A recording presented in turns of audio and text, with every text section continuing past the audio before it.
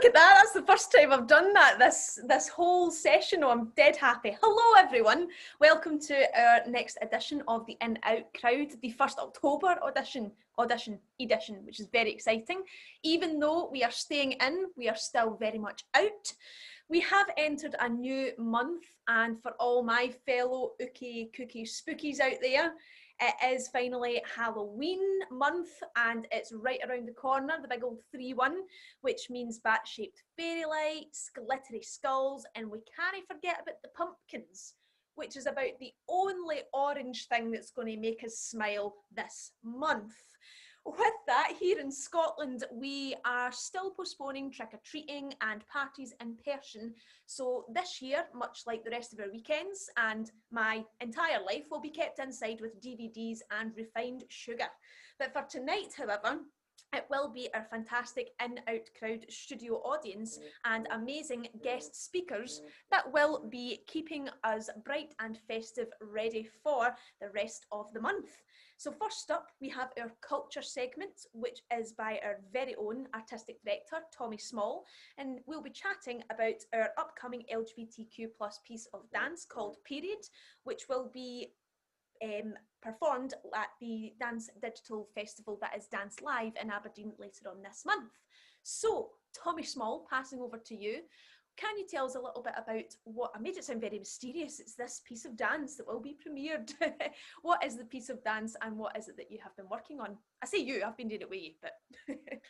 Hello, so it's called Periods, and we've been working on it since February. It's part of a bigger piece of work that we're doing about LGBTQ+ lives and trying to just bring some attention, because quite often people think that actually what I guess used to be called gay rights, but now obviously we've expanded our vocabulary and learned more vocabulary to understand that actually it's really important to have representation across everyone within the LGBTQ+ community. But what we've kind of realised is that quite often speaking to people can quite often go, oh, but you know, LGBTQ+ matters are not really very important anymore. And you know, we've made such strides forward with legislation and rights and change in law that actually we don't need to be concerned about that anymore. The amount of times I've been told that from people, when actually just obviously, if you're in that community, then you understand that actually that doesn't feel like we're in any way kind of balanced or equal at all. And that, you know, you see kind of quite kind of, you know, ridiculous statements, particularly on Twitter, from people like J.K. Rowling, you know, coming out and saying, you know, the most offensive things about people in our community, that we just kind of thought, no, it's really important that actually this piece of work is out there and is talking to younger people. So the piece of work is made specifically for young people. It's made for teenagers, so people who, we know that in Scotland there's a whole shift recently in the curriculum to make sure that LGBTQ+ kind of history is taught, and making sure that young people are learning about, you know, making safe choices and making sure that they feel that they can be safe as well. So, but we also feel like actually this piece of work might also speak to people in a different way. So it's with yourself, Alex. So I might flip this and ask you a few questions in a minute, actually.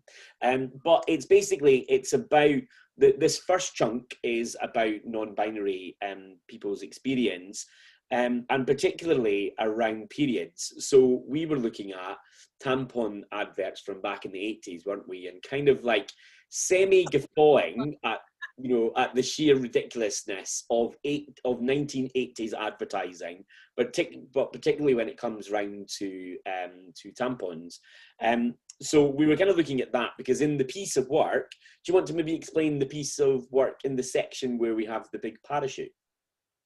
Yes, absolutely. It's been coined the period parachute, which for anyone who's not aware of what the piece actually is about, that must just sound very confusing.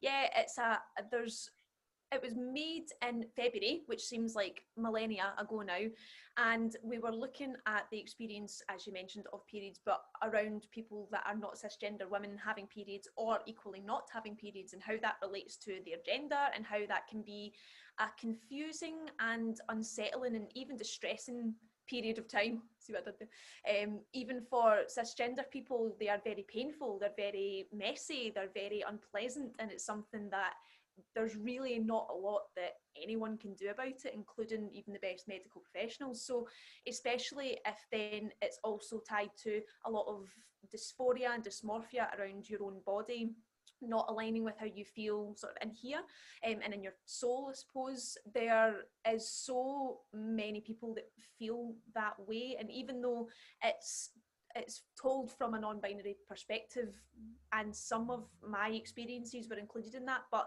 it's so difficult to really pinpoint everyone's experience because it's all so different. I'd said in a previous In Out crowd when we just briefly touched on it, for me dysphoria doesn't really come too much with my menstrual cycle because I had a nurse for a mum who was very matter of fact about it, and I knew that it was just a thing that happened. It was nothing to do with women or femininity or anything like that. But that's not the case for everyone, and we'd read a lot of blogs and a lot of interviews, looked at things like Instagram lives and like Instagram live streams, of different trans and non-binary people that had very distinctive, very different views on what periods meant to them and how it affected them. So we also chatted to some other trans and non-binary people that we've worked with, people that we are friends with personally as well, just to make sure we were really capturing all of the different aspects of what we're trying to show. And it's shown through this red parachute, this really kind of deep sort of blood crimson red that starts off just nice and kind of small, and then over the span of the piece it gets bigger, and then it eventually sort of engulfs me and I'm getting all caught up in it and kind of tumbling around in it and such, which is really interesting because there is a moment at the end of it. I don't want to give too much away, but there's a moment as I get more caught up in the parachute where it's kind of getting really distressed and sort of calling for help.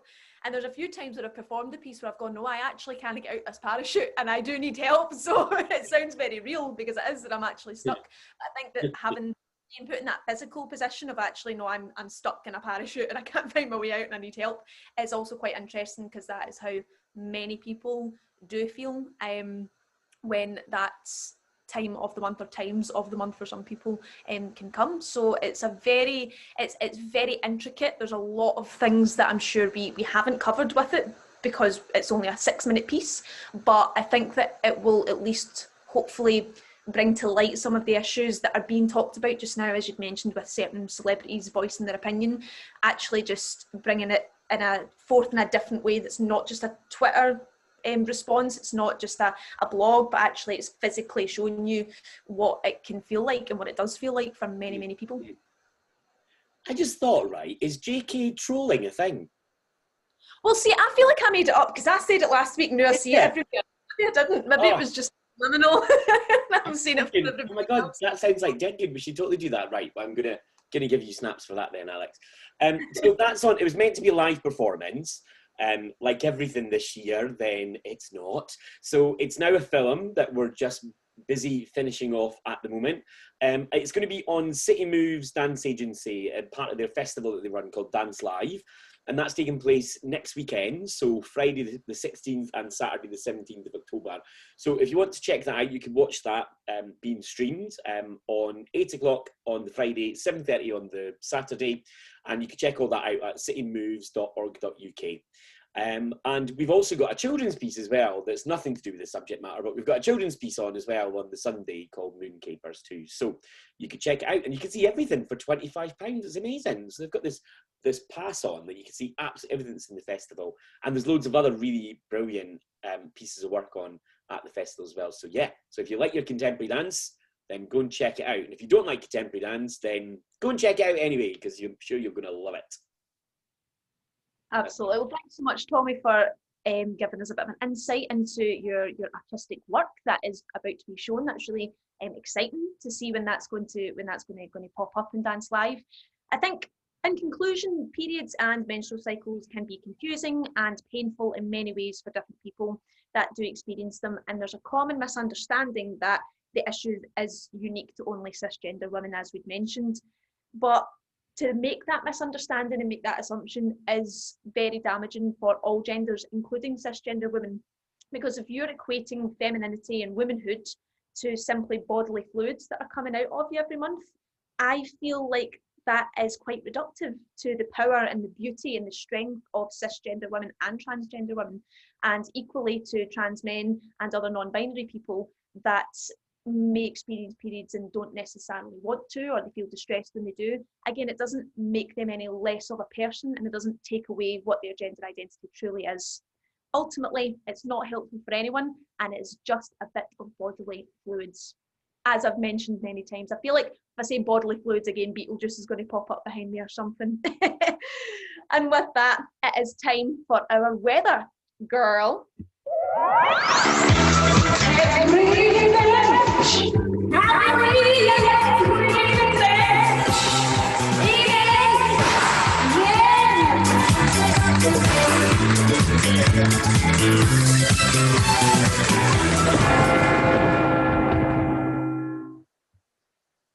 And first up on our weather tonight / news, there are storm clouds rumbling across Northern Ireland as a Stormont minister has declared that she is personally committed to banning the practice of gay conversion therapy in Northern Ireland. Other Stormont ministers met with her earlier this month, and they agreed that action should be taken immediately. Boris Johnson also made similar comments about the abhorrence of this practice back in July, which was 2 years after the government pledged to ban the practice in the UK, and we're still waiting for that. We do hope, however, that both government institutions put banning these practices into their focus as soon as possible. Because after all, who doesn't want rainbows up and down the UK? I mean, come on. Next up, we have clear skies across Japan Airlines flights as from October 1st, the airline are committed to using gender-neutral greetings. That's right, there's no more ladies and gentlemen from now on. It will be replaced with expressions such as attention all passengers, or simply everyone on the flight, listen up, the peanuts are coming out. Interestingly enough, in Japanese, expressions used to address large groups of people or audiences often are gender neutral anyway, so it's not a huge change for them. It was simply to accommodate the English passengers that were aboard the flight. So though this change hasn't sparked any major waves of discussions in Japan, this is thought to be because, as mentioned, of the gender neutral expressions so prevalent in their language. It is important that we do give some praise and encouragement towards one of the major airlines in Asia being so bold and coming forth with supporting the rest of the LGBTQ+ community in this way. And finally, shuffle my papers. There are many bright stars across Hollywood, as there always is, but particularly for the recent Emmy Award-winning smash hit TV show Schitt's Creek that managed to score 9 Emmys as last week, I think, or was it 2 weeks ago? Sorry, all my days running together, but it was very, very recent. I'm sure it was last week. As well as winning all of these Emmys, they've also won over audiences and critics for their hugely positive representation of LGBTQ+ relationships. With that, I'm going to pass over to our special correspondent for the In Out Crowd, Eleanor Walker, who's going to chat a little bit more about why Schitt's Creek have done such a great job with this representation. Over to you, Eleanor. Thank you very much, Alex.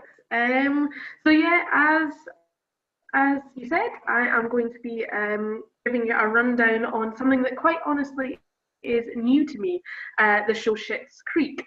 Normally, I am a sucker for this kind of TV show with sarcastic comedy, queer characters, and with an American accent that is normally associated with the TV shows my mum likes to call trash. Somehow, this one has managed to pass me by until now. As genuine research for tonight's show, I watched a couple of episodes. What a hard life I have. And it was funny, heartwarming, and easy watching. I will definitely be continuing. Now, I tried to do this research with as few spoilers as possible because I really hate knowing what will happen in a show. But what I can tell you is that it's based on a very wealthy family who are forced to move to a motel in a rundown town called Schitt's Creek that the father once bought as a joke. But the one thing I'd heard about lots before, even Alex told me that we'd be discussing this show today, was the relationship between Patrick and David. It's been hailed as one of the leading examples for a TV show representing and normalizing gay relationships. Patrick, who is gay, and David, who is pansexual, have a loving and romantic relationship that is fully three-dimensional and layered, spanning from season 3 to season 6. We've spoken before about the importance of this kind of representation on the In Out crowd. Having examples of healthy, non-heteronormative relationships that aren't sensationalized by the show is vital for progression. The show won a whopping 9 awards at the Emmys recently and has a huge following. Some of these viewers would likely not have gone out of their way to watch shows simply because of queer themes or characters, unlike what I know a lot of people in the LGBTQ+ community do. The viewers watching Patrick and David's relationship blossom on screen may be seeing a relationship like this for the very first time. It's also important to note that there's no storyline of homophobia in this, which is quite new and innovative. The pair are the relationship that everyone roots for. Following it, the creators receive letters of feedback.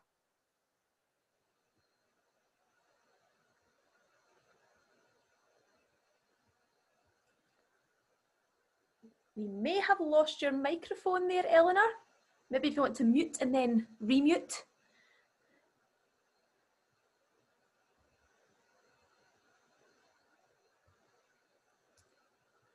Oh, sad times. Sad times. Still don't have you at the moment. That was great though. I was really enjoying that. Have you watched Schitt's Creek, Alex? I have, and I very much enjoyed it. I was the same as Eleanor. I was quite surprised when there was no storyline at all of homophobia. It was something you were almost waiting for, which is awful, really, when you think that's kind of the state that we've got into. But I think that we talk about representation so much, particularly on the In Out crowd. We've mentioned it a few times, but I think it's because it is so important, and it's something that is still continuously trying to get better, not just to see a gay relationship, but actually see a positive gay relationship. Let's see trans people come in to a storyline such as what we've been seeing in Pose as well. We'll need to chat about that on another session. Non-binary characters like non-binary lesbians, as we'd mentioned about Feeling Good the other week. It's so important, not only for TV and film, but also for other forms of entertainment as well, including live entertainment. So when we have our movies and our TV shows, that's one part, but quite often we go to see cabarets, we go to drag bars, we go to other entertainment venues. Maybe not in the last 6 months, but normally we would have been doing this. And they're just as influential, and especially when we go and see places that perform things like drag and burlesque, these are often seen as counterculture. But we're still seeing a little bit of lack of representation, or maybe we're not, I don't know, we're going to discuss that in a wee moment, which begs the question, are we inclusive enough when it comes to live entertainment like cabaret and burlesque? And that is quite an interesting topic, which is perfect for our deep dive into our current affairs, or as we call them here in the In Out crowd, our raisin liaisons.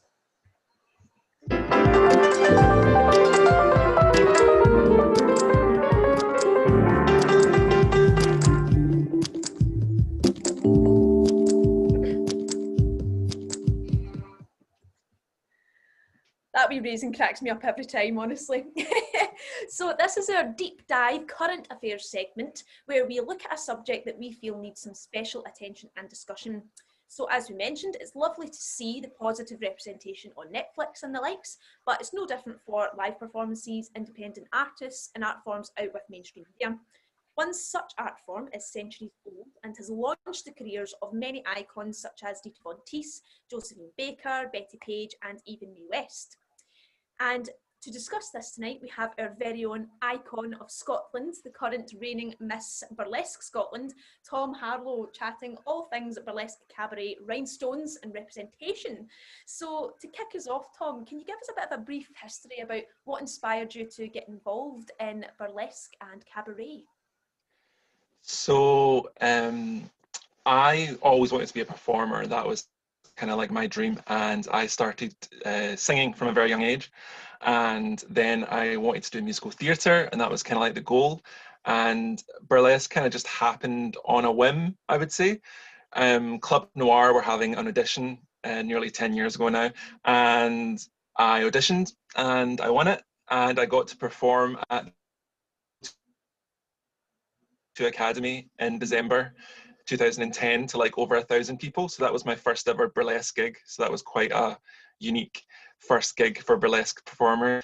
And then just from there, it's just kind of spiraled basically. So there's year after year, and I just did more and more, and then local gigs, and then word of mouth. I got done in England, and then from England I went abroad, and then a bit further. And recently I've been to like Iceland and New York, so that's pretty cool. So yeah, it's just kind of snowballed into a glittery mess that it is now.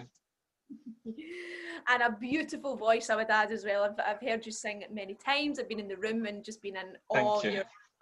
I mean, I'm honestly like fan non-binary a little bit over here because I've been a massive fan.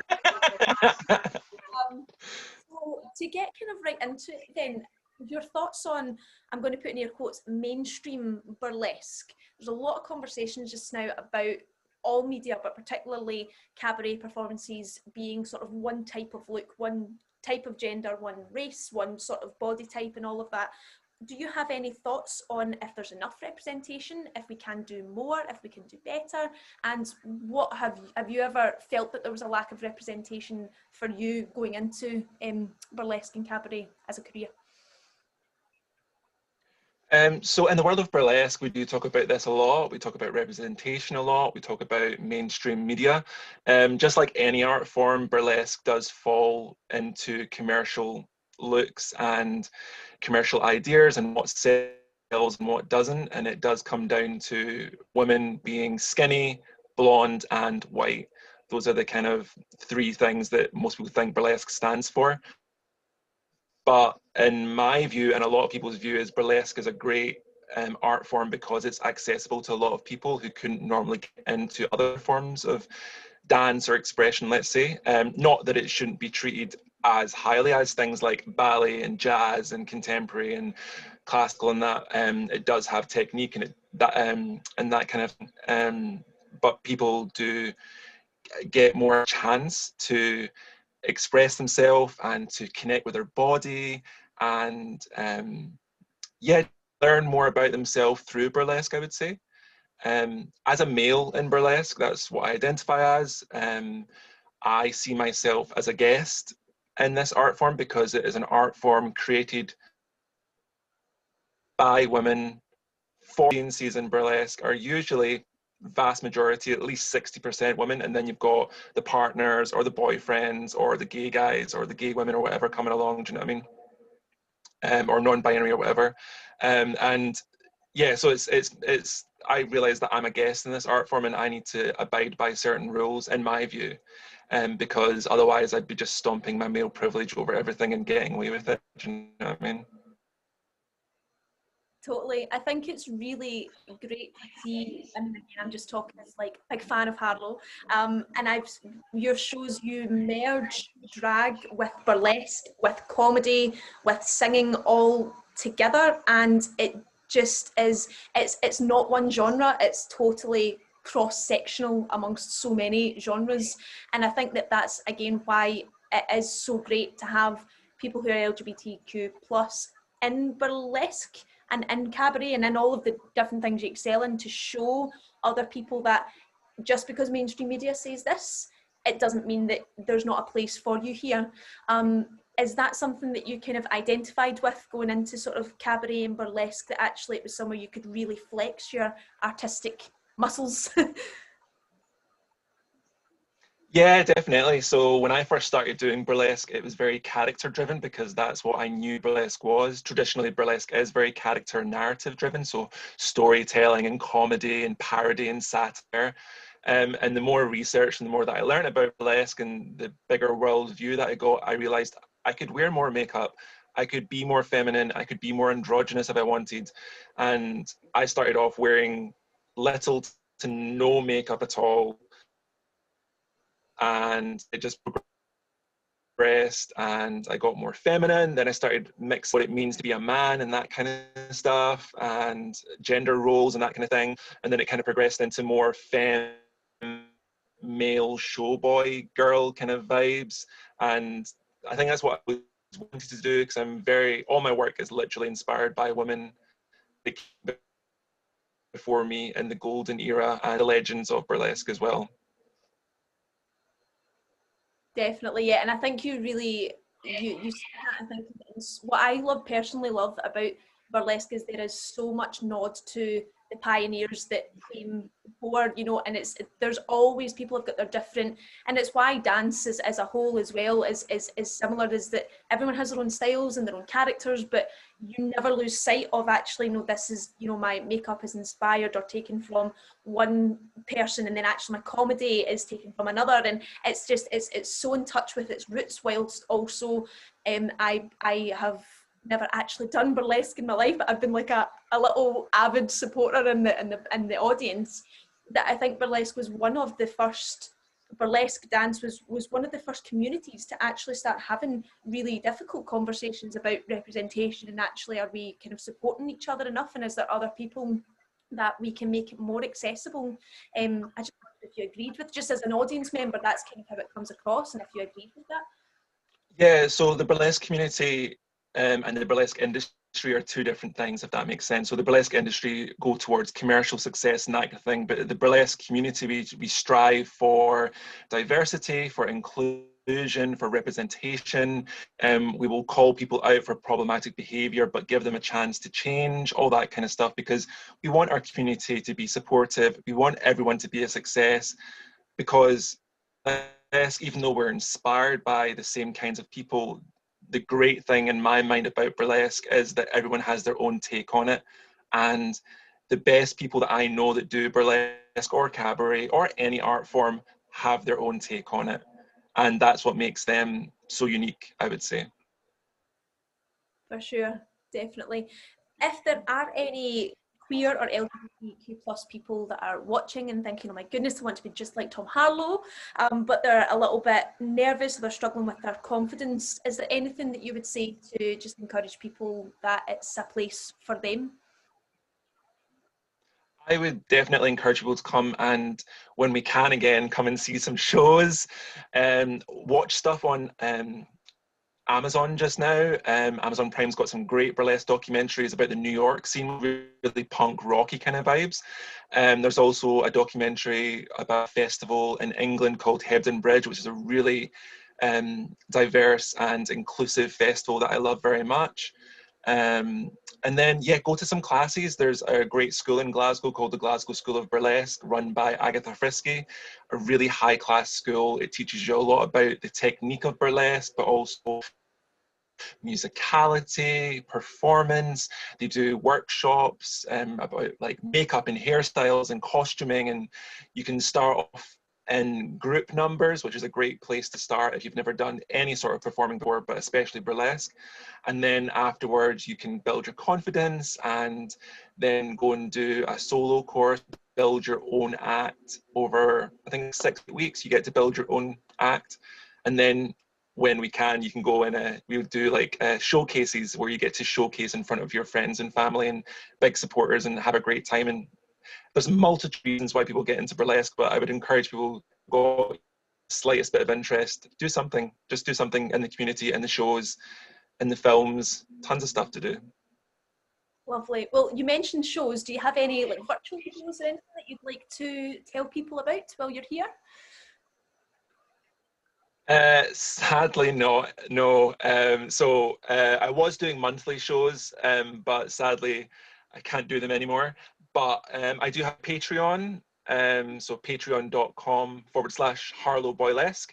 I put on exclusive performances there, so like acts and performances that you wouldn't normally see on stage, and create stuff there behind the scenes. You'll see what I've been doing in lockdown for the past 6 months.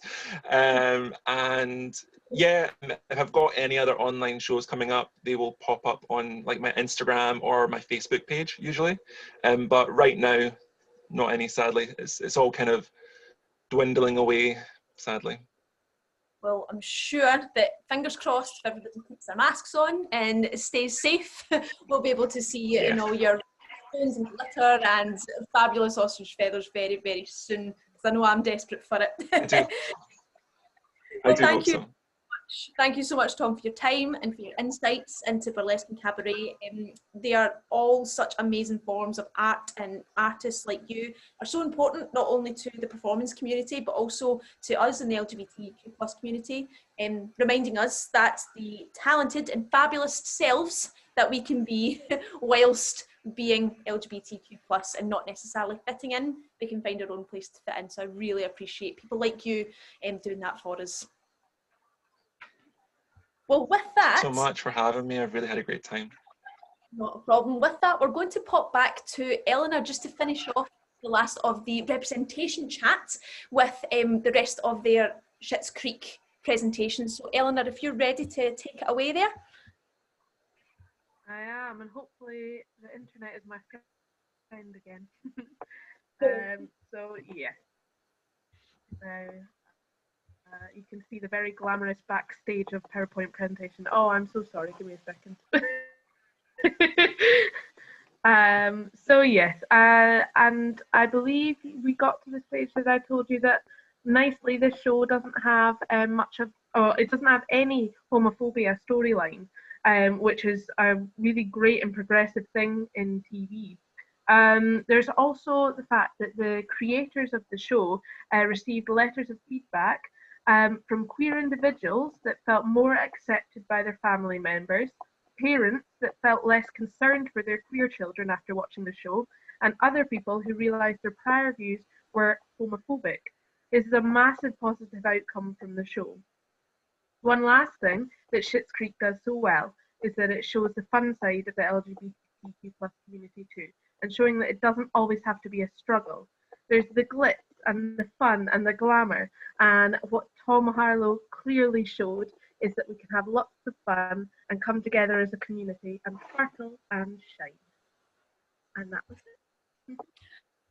Gorgeous. Well, I love that you chose to finish saying with the sparkle and shine, because we had Tom Harlow in tonight. We're going to do another bit of a quiz, and it's all going to be based on burlesque props, objects and items that you might find in burlesque and cabaret shows. So I hope that you are ready to get quizzical. Let's get quizzical!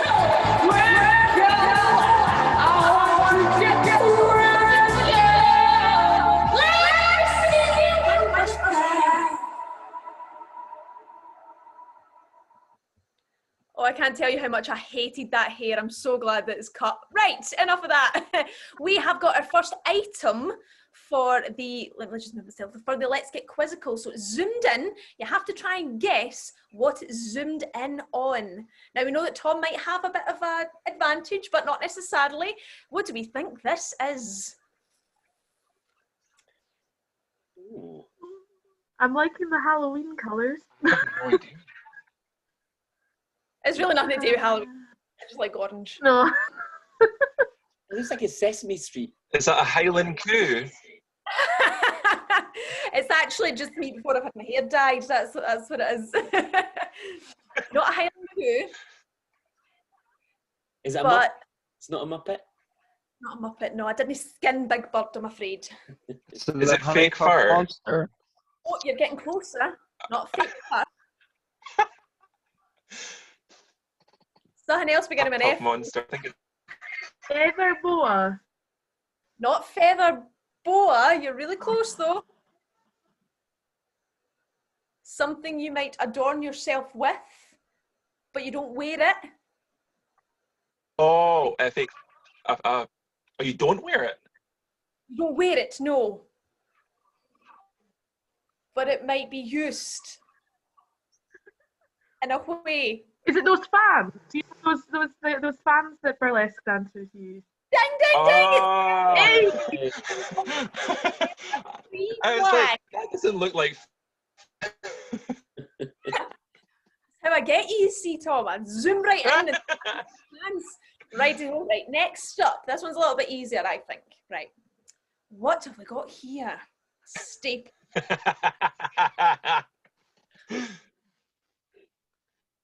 Is it like a wee corset? A wee basque? Is it a wee corset? It is a wee corset. And look at this. Look at that. That's like, that's A nice one. Valencia. It's beautiful. Just kidding, it's Actually, I just took a screenshot of something on eBay, but I think that's beautiful, and it is indeed a corset, Thomas. Well done. Right. Next up, what is this? Yeah. What do we think?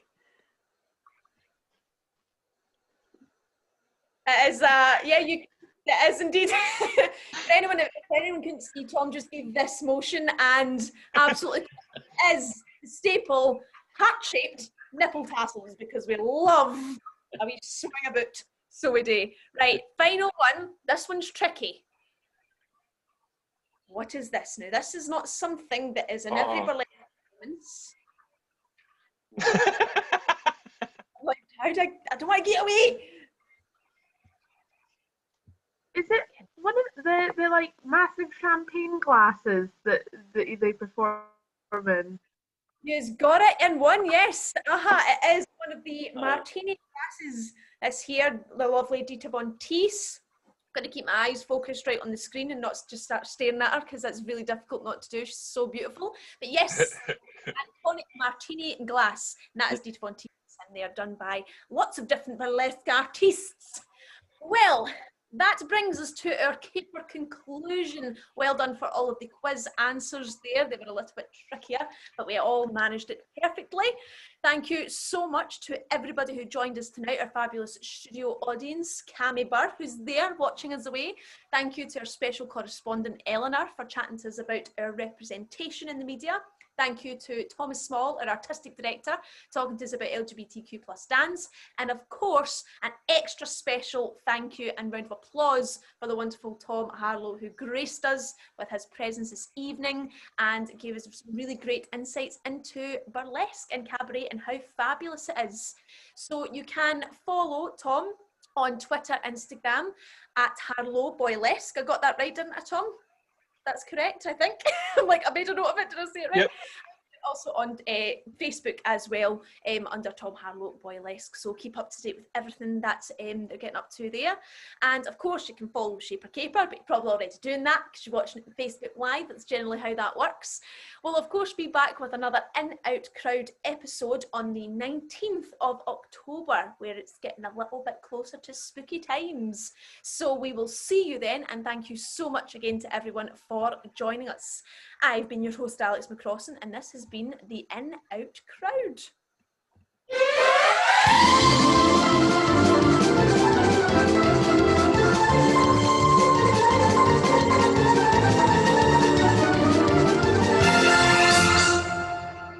That's all, folks.